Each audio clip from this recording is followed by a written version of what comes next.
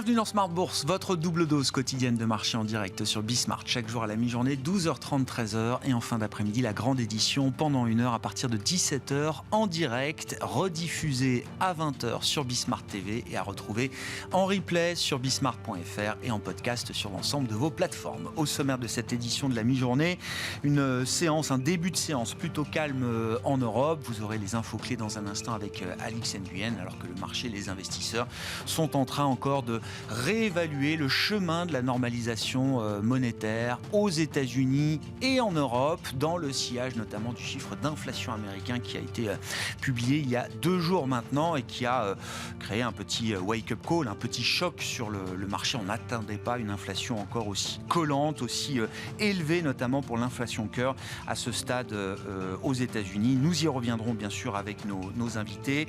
Le chiffre à suivre cet après-midi, ce sera le chiffre de la consommation américaine à travers les ventes au détail du mois d'août. Le consensus attend une légère progression qui doit montrer quand même que le consommateur américain se montre toujours résilient à ce stade, avec à la fois l'épargne excessive du Covid qui est toujours en train d'être dépensée aujourd'hui. Le rythme de dépenses de consommation va ralentir, mais on reste sans doute encore dans une phase d'inertie importante qui doit soutenir et qui soutient encore la consommation aux États-Unis. Confirmation attendue à 14h30 avec ce chiffre de vente au détail. Et puis nous resterons très américains au cours de cette demi-heure avec un focus sur le marché américain. Quelle stratégie d'investissement quand on est investi en actions américaines notamment. Nous en parlerons avec Éric Lafrenière qui est gérant senior actions américaines chez Richelieu Gestion et qui sera avec nous en plateau pendant cette demi-heure.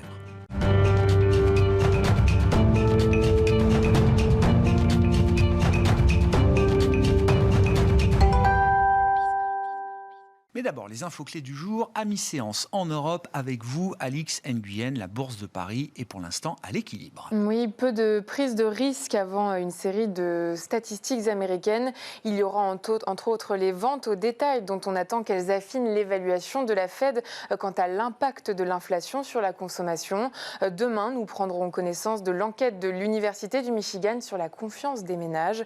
Et puis, à noter que comme autre facteur de soutien de la tendance, on retient l'annonce de la levée aujourd'hui des mesures de confinement à Chengdu en Chine. Bon, et puis sur le front de l'inflation, après les chiffres américains des derniers jours, on notera une révision à la hausse légèrement pour l'inflation en France du mois d'août. Dans ses premières estimations, l'INSEE avait fait part d'une inflation de 5,8% sur un an et de 0,4% sur un mois en août. Or, selon les résultats définitifs, les prix à la consommation en France ont augmenté de 5,9% sur un an et de 0,5% sur un mois. Bon, et puis du côté des valeurs, on reparle de Carmat aujourd'hui qui annonce la reprise de ses implantations de son cœur artificiel. Dans un communiqué paru aujourd'hui, la société française dit tabler sur une forte demande et une dynamique soutenue des implantations post-reprise. Pour rappel, en décembre dernier, Carmat avait procédé à une suspension volontaire à titre temporaire des implantations du fait de problèmes de qualité sur certains de ses dispositifs médicaux. Son titre bondit. Et puis ensuite, le secteur du textile et de l'habillement. On a eu, il y a un jour ou deux, les chiffres d'Inditex, maison mère de Zara. On a eu les chiffres de H&M ce matin, avec un chiffre d'affaires inférieur aux attentes. Oui, le Suédois fait part d'une augmentation plus faible que prévu de ses ventes nettes de juin à août. Son titre recule. Et puis, donc, le titre de son concurrent Inditex, dont les résultats ont été publiés hier, avance aussi dans le rouge. Tendance, mon ami, 2 fois par jour, les infos clés de marché à 12h30 et 17h en direct avec Alix Nguyen dans Smart Bourse sur Bismart.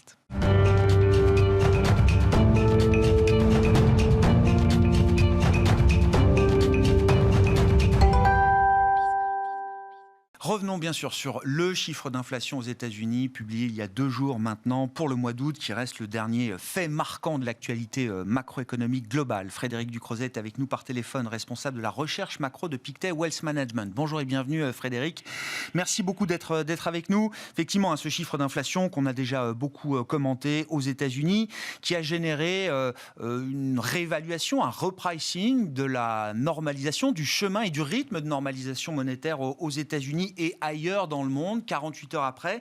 Quelles sont les constatations qu'on peut dresser, Frédéric, sur le plan des anticipations de marché ? Mais je pense qu'on n'a pas totalement fini de digérer ce chiffre pour plusieurs raisons. D'abord, un chiffre d'inflation, par définition, au mois le mois, il y a de la volatilité, il y a de l'incertitude. C'est une des variables qu'on prédit quand même le moins bien, il faut être honnête, dans la macroéconomie en général depuis toujours. Et encore plus depuis 1 ou 2 ans, depuis que les effets de la pandémie, des chaînes de production, des coûts de transport, du choc énergétique et que tout ça a entraîné encore plus de bruit. C'est aussi un chiffre aux États-Unis, contrairement au chiffre français que vous venez d'évoquer, qui n'est pas révisé. Donc on a cette première information, on n'aura pas de deuxième information pour nous aider à affiner la lecture et on n'a pas d'explication aujourd'hui claire sur ce qui a dérapé. Et en quelque sorte, on a un cocktail de raisons, des prix des biens, et c'est la plus grosse surprise, et aussi des services, c'était un peu plus attendu, qui étaient tous plus fermes qu'attendus. Et puis la deuxième raison, la digestion est difficile dans les marchés obligataires et actions parce que ça remet les compteurs à zéro. Quelle que soit la raison, on sait que la Fed a besoin de plusieurs mois consécutifs de preuves de décélération de l'inflation et on repart de zéro, quel que soit le chiffre du mois suivant qui, je pense et je l'espère, sera beaucoup plus encourageant. On pourrait avoir une correction notamment sur des prix, on l'avait évoqué souvent, des voitures et d'un certain nombre d'interrogations quand même sur ce rapport du mois d'août. Mais même si c'est le cas, il faudra attendre le mois d'octobre, il faudra attendre le mois de novembre et donc comme tout le monde, et on ne fait pas exception chez nous, chez Pictet, on a dû revoir en conséquence à la hausse le profil des taux directeurs de la Fed jusqu'à la fin de l'année. Jusqu'où ? C'est-à-dire quand on regarde l'évolution, notamment dans les anticipations de marché du taux terminal de la Réserve fédérale américaine, je sais pas, j'ai vu, alors on est à plus de 4 désormais, 4,25, 4,40 même peut-être. Est-ce que le marché part dans quelque chose d'excessif en repriçant dans cette ampleur l'objectif final de ce resserrement monétaire aux États-Unis, ou est-ce que non, c'est bien le sujet qu'il faut traiter aujourd'hui ? Non, je pense qu'il y a moins d'excès. Il y a là aussi une difficulté parfois à lire les anticipations de marché parce que ce sont des moyennes, des médianes, un résultat de scénarios pondérés par des risques. Et donc on voit effectivement toujours une petite anticipation plus faible qu'avant de baisse de taux l'année prochaine une fois qu'on aura atteint ce point terminal au-dessus de 4% à la Fed. Et c'est le résultat probablement de scénarios très, très opposés, très différents. On pourrait avoir peut-être une persistance de ces tensions inflationnistes qui nous entraînerait la Fed à aller légèrement au-dessus de ce qu'elle estime elle-même être un taux neutre, au-dessus de 4%, et puis derrière une désinflation que je pense toujours très probable sur les biens, en tout cas hors énergétique. Et donc on a cette dichotomie un peu et cette question de calendrier qui est pas facile à prévoir. La Fed, en tout cas à très court terme, je pense qu'il y a quand même peu d'incertitudes. Il y a un risque qu'elle fasse encore plus que 75 points de base. Il y a vraiment une anticipation non négligeable, non nulle d'un mouvement de 100 points de base qui serait quand même un sacré choc pour le marché et difficile à justifier de mon point de vue si elle ne l'a pas fait par le passé. Quand on a eu des surprises sur l'inflation, elle n'a pas fait 100 points de base. Cette fois sur un chiffre, un mois, qui en plus n'est pas, encore une fois, totalement cohérent avec les autres éléments qu'on a un peu plus à haute fréquence. Et on a encore, par exemple, aujourd'hui, les prix à la production aux États-Unis à digérer et qui vont plutôt dans un sens un peu plus encourageant. Donc je pense que le résultat de tout ça, c'est que la Fed va garder le cap à 75 points de base et que le risque, c'est plutôt qu'elle doive en faire plus tard et peut-être, pourquoi pas, enchaîner une troisième, une quatrième hausse de taux de ce niveau-là qui serait là aussi historique. Dans ce cycle, seul le Canada, je crois, la Banque de Canada a osé monter ses taux de 100 points de base. C'était il y a quelques mois, si je dis pas de bêtises, Frédéric. Je sais pas. Oui, plus quelques banques centrales des pays émergents qui en font plus aussi, qui ont toutes des situations et un point de départ, je pense, là aussi très différent. Qu'est-ce que ça change pour la Banque centrale européenne ? Si la Fed doit être un peu plus agressive encore que prévu, ou pour plus longtemps que prévu, qu'est-ce que ça implique pour la Banque centrale européenne, Frédéric ? Ça prolonge potentiellement là aussi son cycle de resserrement, même si elle a ses propres raisons. On le sait depuis notamment le discours d'Isabelle Schnabel à Jackson Hole, le chiffre d'inflation là aussi, qui n'était pas une surprise, en tout cas pour ceux qui prévoient l'inflation en zone euro. On sait que le pic, y compris sur l'inflation sous-jacente, au-dessus de 4%, allait arriver plus tard en zone euro qu'aux États-Unis. Donc on n'est pas forcément surpris par ce profil-là, mais les mauvaises nouvelles s'accumulent quand même. Et je pense que la Banque centrale européenne a un autre facteur qui en ce moment joue là aussi à la hausse sur les anticipations de taux directeurs, c'est que les gouvernements interviennent quand même. Et on sent d'ailleurs dans le discours du vice-président de la BCE aujourd'hui une forme de malaise. On n'a évidemment pas envie de précipiter l'économie en récession. On soutient des mesures, mais des gouvernements, mais qui seraient ciblées, non inflationnistes. Là aussi, c'est un peu de peut-être de wishful thinking, un peu comme une banque centrale veut un atterrissage en douceur et pas de récession, c'est évident. On voudrait des mesures de soutien des gouvernements qui soient ciblées mais qui ne créent aucune inflation. C'est pas comme ça que ça se passe en pratique. Il y a évidemment des mesures un peu plus compliquées à mettre en œuvre, beaucoup d'incertitudes, mais je pense que quand même la direction, c'est que plus vous avez d'intervention et de soutien potentiel des États pour faire face au choc énergétique, plus vous avez là en fait le risque, en tout cas que la BCE poursuive son cycle de resserrement. On est à 2% pour ce qui nous concerne en fin d'année sur le taux de la facilité de dépôt. On peut imaginer un petit overshooting dans le cas où effectivement on aurait paradoxalement des meilleures nouvelles sur l'économie, sur la croissance, qui permettrait à la BCE d'aller plus loin dans son resserrement. Plus loin, ça passera aussi sans doute par une réduction du bilan de la Banque Centrale Européenne à un certain stade. Frédéric, avant d'entamer la réduction du bilan, la BCE va entamer la discussion officiellement sur cette question de la gestion de son bilan et de ce qu'on comprend des journalistes informés de Reuters ou de Bloomberg. La discussion va commencer dans les prochaines semaines et sera sans doute signalée officiellement par la Banque Centrale Européenne. Est-ce que vous attendiez l'ouverture de ces discussions aussi vite, Frédéric, et quels vont être les termes de cette discussion? Quelle pourrait être la forme qu'un QT européen pourrait prendre si jamais effectivement la question du bilan se matérialisait? Oui, là aussi, c'est une situation très spécifique à la BCE. Elle a également des prêts aux banques, les TLTRO qui gonflent son bilan de plus de 2000 milliards d'euros. Il n'y a pas que des achats d'actifs. Et au sein des achats d'actifs, c'est compliqué, c'est qu'il faut aller dans la granularité. Il y a le programme d'urgence pendant la pandémie qui sert toujours à être flexible et à soutenir notamment l'Italie en cas de fragmentation financière.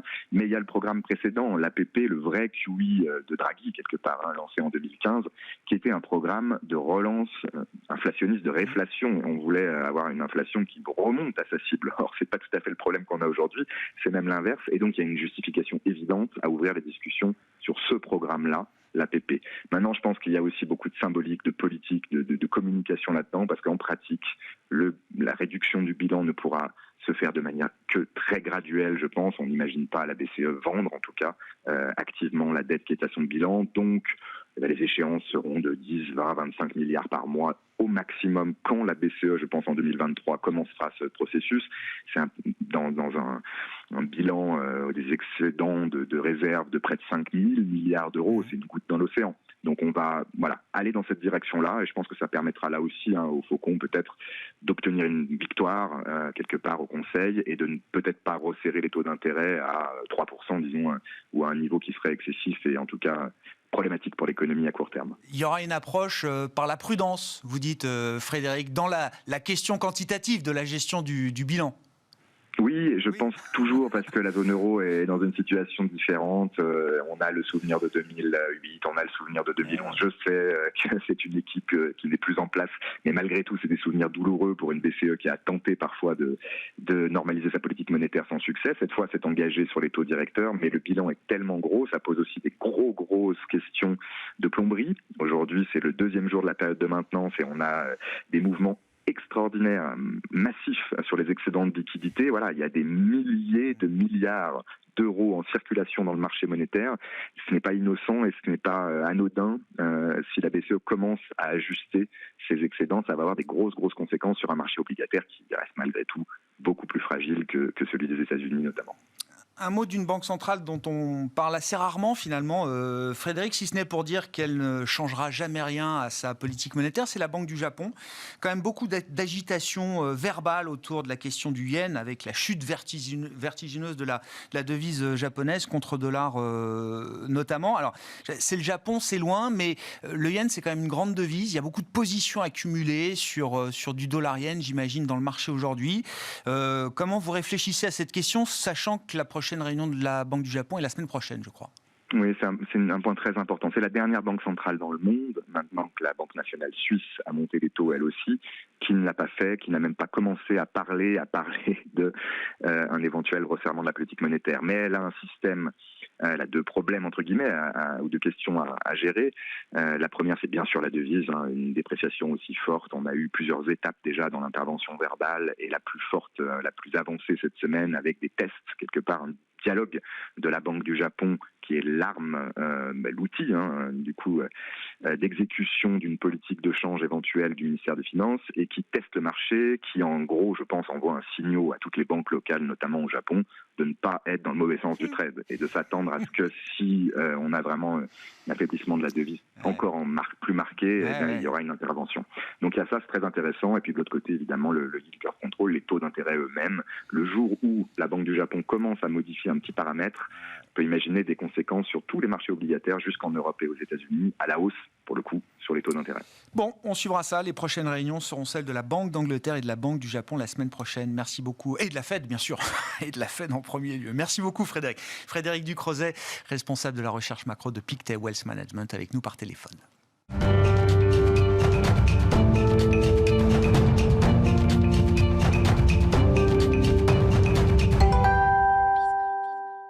Poursuivons cette discussion avec un investisseur, gérant senior, Action US chez Richelieu Gestion, Éric Lafrenière, qui est à mes côtés en plateau. Bonjour et bienvenue, Éric. Bonjour. Pourquoi est-ce que vous estimez que le marché a surréagi au chiffre d'inflation américain qui a été publié il y a 48 heures maintenant ? Écoutez, le marché a tendance en ce moment à réagir vraiment en instantané. Donc il y a un chiffre, le chiffre n'est pas celui attendu, il est moins bien. Les algos se mettent en marche et c'est vrai qu'on voit des mouvements assez violents par moment. Je pense qu'il est utile, et le marché devrait le faire plus régulièrement, c'est de prendre un peu de recul, de débrancher un petit peu les algos et regarder dans le détail ce qui se passe réellement. On a analysé un petit peu plus en profondeur ce fameux chiffre d'inflation qui est sorti donc mardi. Et c'est vrai, bon, sans surprise, l'aspect énergie continue de descendre. Ça, c'était attendu par plus ou moins tout le monde. D'ailleurs, on le voit, les prix des pompes à l'essence étaient autour des $5 en juin. On est autour de 3,70 aujourd'hui. Donc là, pas nécessairement de surprise. L'alimentaire continue de progresser. Là aussi, même si la Fed venait qu'à continuer à accélérer ses hausses des taux, c'est un poste sur lequel il est assez difficile d'agir. Après, quand on regarde, il y a aussi des chiffres au niveau donc des prix des voitures usagées, prix des voitures neuves, etc. Mais le chiffre qui a attiré notre attention, nous, c'était le chiffre qui concerne l'hébergement.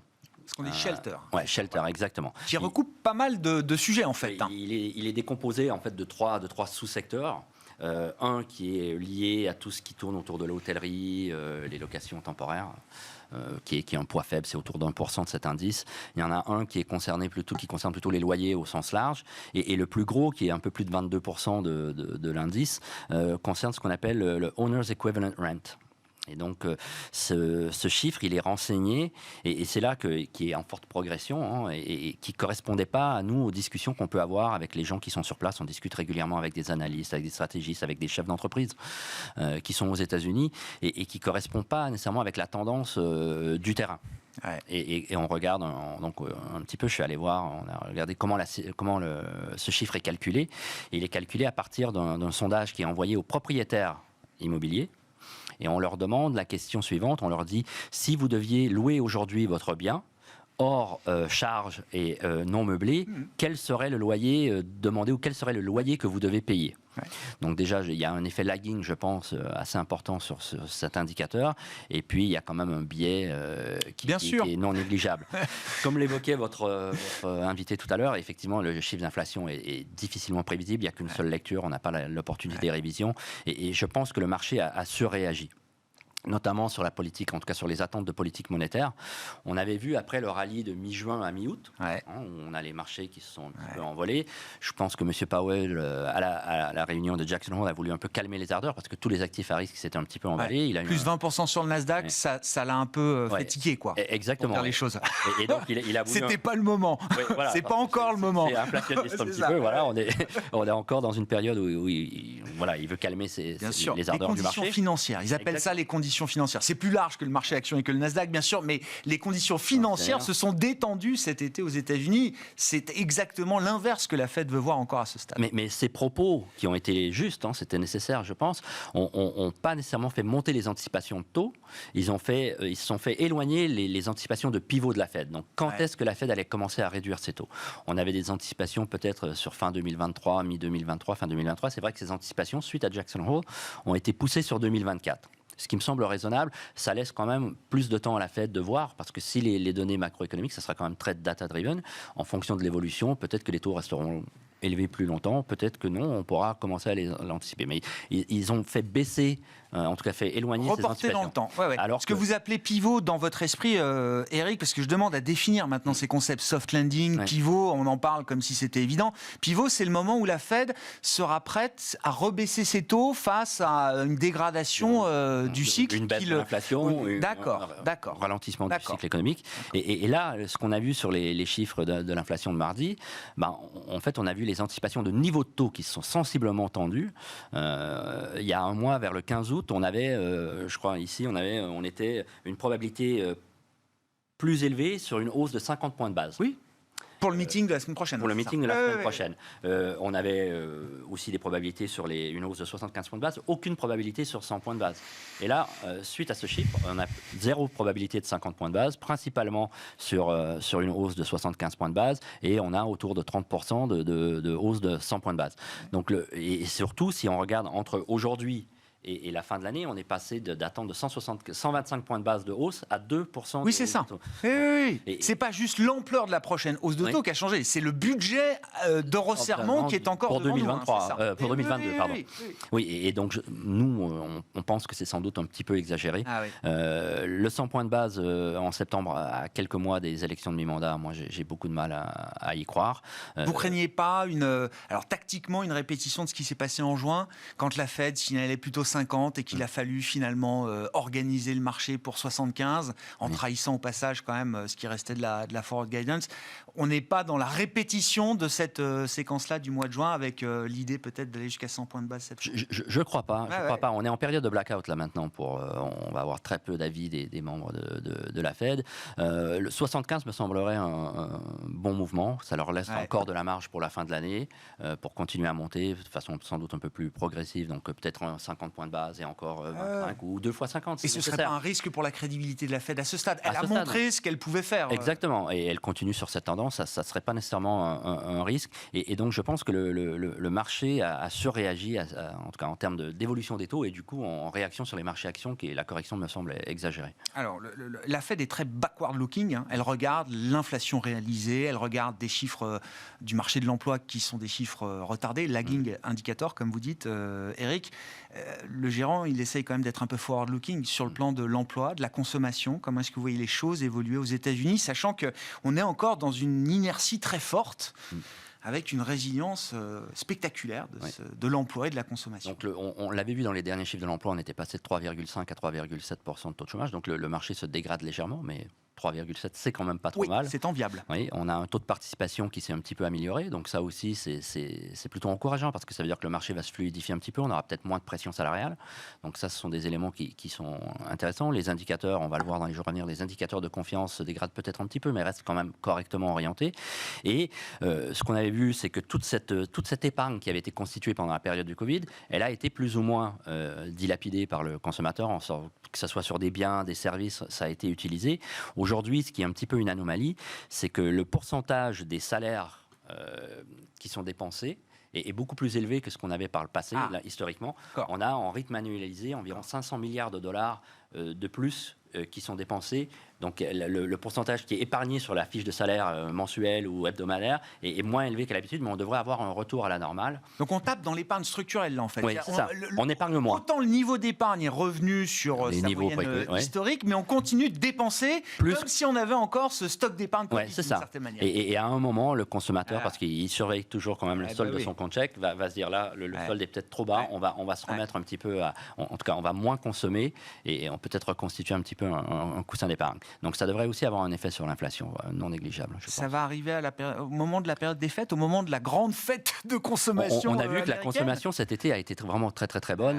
Est-ce que ça arrivera avant la période des fêtes ou c'est pas? On va le voir déjà dans les chiffres de la rentrée. La rentrée, généralement aussi quelques chiffres de consommation assez intéressants, où ça sera peut-être pour la fin de l'année, mais c'est quelque chose qui va se régulariser dans les trimestres à venir, donc qui n'est pas négligeable. Bon, et puis, c'est vrai, on en parlait, excusez-moi, tout à l'heure, sur une récession aux États-Unis avec un taux de l'emploi aussi fort, même s'il venait qu'à se dégrader encore un peu, me paraît difficilement envisageable à ce stade. C'est une idée prématurée, vous dites. En tout cas, de positionner un fonds pour une récession prochaine, c'est pas la stratégie qu'il faut avoir aujourd'hui. En tout cas, une récession profonde, technique possible, avec un taux de l'emploi qui reste encore suffisamment résilient, ça paraît difficilement envisageable. Bon, qu'est-ce qu'on peut dire justement là du positionnement du fonds que vous gérez chez Richelieu, donc dédié, je le rappelle, aux actions nord-américaines au sens large, avec bien sûr le poids que représentent les États-Unis. Qu'est-ce que vous retenez de la manière dont le fonds a réagi à l'été, et puis comment est-ce que vous êtes positionné là désormais pour ce qui s'annonce comme le 4e trimestre